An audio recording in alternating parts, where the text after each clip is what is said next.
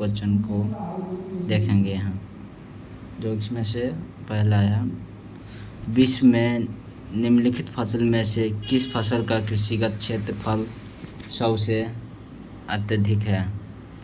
तो इसका है गेहूं का, ऑप्शन नंबर बी। चावल का उद्गम स्थल है, चावल का उद्गम स्थल भारत और बर्मा है, ऑप्शन नंबर डी। विश्व में चावल का सर्वाधिक क्षेत्र भारत का कौन सा भारत में है, जो कि लगभग है, यह 45 मिली हेक्टेयर, मतलब 45 मिली हेक्टेयर भारत में चावल उत्पादन होता है। नेक्स्ट क्वेश्चन, चावल की उत्पादकता सबसे अधिक किस राज्य में है? ये सबसे अधिक पंजाब राज्य में है। सबसे ज़्यादा चावल उत्पादन हमारे भारत के पंजाब राज्य में होता है। नेक्स्ट क्वेश्चन, ओराइजा वंश में कुल कितने स्पीशीज होते हैं? ओराइजा जो है इसमें टोटल 24, मतलब ऑप्शन नंबर सी स्पीशीज होता है। ओराइजा गरेबिया स्पीशीज की किस में पाई जाती है? ओराइजा जो है स्पीशीज वो किस में पाया जाता है, कहाँ, मतलब कौन सा स्थान पे पाया जाता है विश्व में?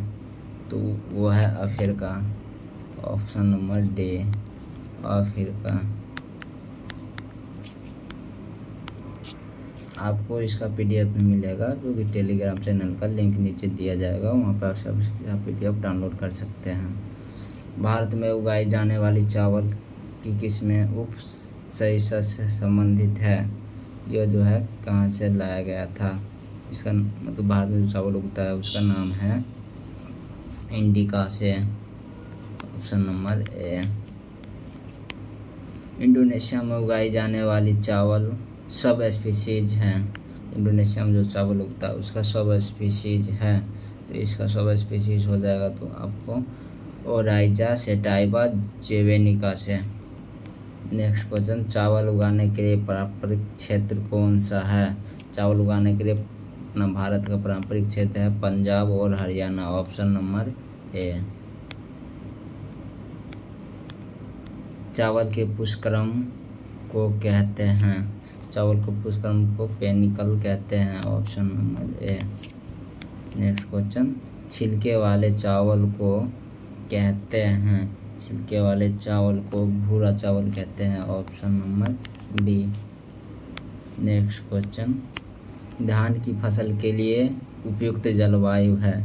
धान जो होता है वो कौन सा मौसम में होता है? तो इसका ऑप्शन है बहुत गर्म और उष्ण जलवायु, मतलब hot and humid. Next question, चावल के पकने के लिए तापक्रम होना चाहिए, मतलब चावल जो है किस समय में कितना तापमान में पकता है? ये होगा 20 से 25 डिग्री, 20 से 25 डिग्री सेल्सियस। नेक्स्ट क्वेश्चन है, प्रदीपकालिकता के आधार धान का पौधा है? यह है अल्पप्रदीकता, ऑप्शन नंबर बी। इनकी धान का पौधा अल्पप्रदीकता के आधार पर अल्पप्रदीकता है। अस चावल की बुआई का समय है?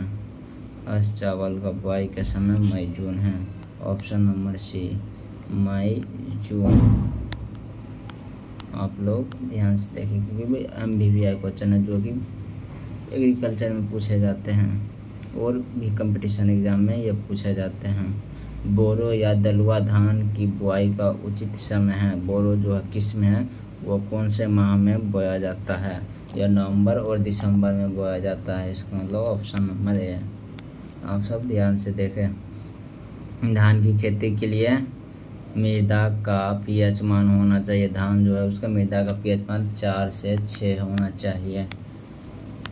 धान के लिए मिट्टी का pH मान IRS 8 धान की किस्म भारत में प्रचलित है, मतलब ये कहाँ से मंगवाया गया था? IRS जो धान है वो भारत में कहाँ से मंगवाया गया था? तो यह फिलीपींस से मंगवाया गया था, इसका मतलब ऑप्शन नंबर ये बी फिलीपींस से मंगवाया गया था। निम्न में किस्में से धान की कौन सी किस्में डवाफ उत्परिवर्तित हैं? यह आपका हो जाएगा जगन्नाथ। यह है डराफ उत्परिवर्तित जगन्नाथ, ऑप्शन नंबर डी। धान की बुआई की बुरकाव व डीलिंग विधि को में क्रमशः बीज मात्रा चाहिए। ये आपको होगा मतलब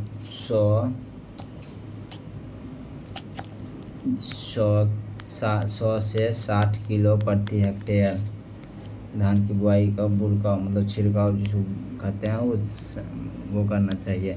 धान के 1 हेक्टेयर क्षेत्र में रोपाई के लिए नर्सरी कितना होना चाहिए? ये 1000 वर्ग मीटर होना चाहिए। 1000 वर्ग मीटर, 1 हेक्टेयर में 1000 वर्ग मीटर नर्सरी लगानी चाहिए धान के बीज की। भारत में धान की नर्सरी तैयार करने के डोपिंग विधि किस देश से प्रचलित हैं? भारत में जो धान की जो डोपिंग विधि होती है वो कहाँ से लाया गया था, किस देश से? तो वो है फिलीपींस, क्योंकि यहीं से धान की नर्सरी जो हम लगाते हैं उसका। डोपिंग विधि में धान की नर्सरी रोपाई के लिए कितने दिनों में हो जाता है? ये 11 से 14 दिन। 11 से 14 दिन। एक मिनट दोस्तों, धान की नर्सरी तैयार करने में आद्र विधि में रोपाई के लिए तैयार किया जाता है, तो इसका गलत हो गया। इसे 20 से 25 दिन लग जाता है जर्मिनेशन करने में, मतलब पौधे तैयार होने में, धान की पौधे तैयार होने में। फसलों की खेती को क्या कहते हैं? इसे आप लोग कमेंट में लिखें और इसे